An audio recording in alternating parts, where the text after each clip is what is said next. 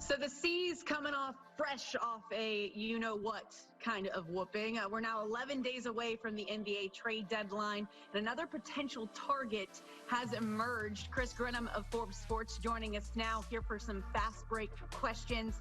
Second game with Marcus Smart back in the lineup, still on a minutes restriction, but looking really, really good out there.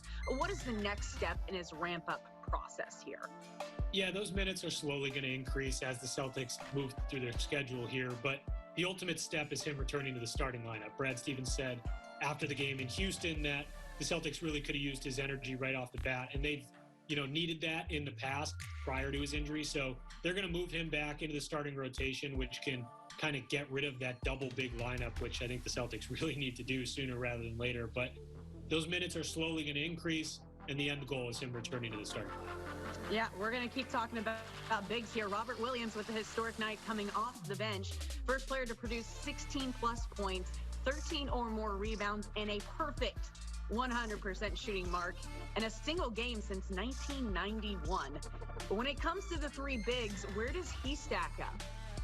I mean, suddenly he's right toward the top, right? It feels like this happened very quickly, but ever since his minutes started going up, he's made great use of that added time.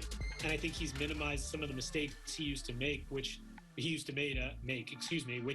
think really kind of opens up the Celtics offense. His upside doesn't really compare to Daniel Theis's or Tristan Thompson's at this point.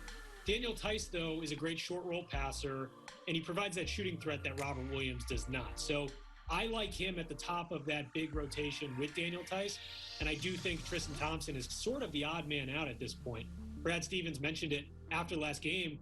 They can't really be running the three of those guys all that much together now that Marcus Smart is back in the rotation. There's just not the minutes for all three of them. So I do think Robert Williams is going to find his spot alongside Daniel Theis at the top of that big rotation.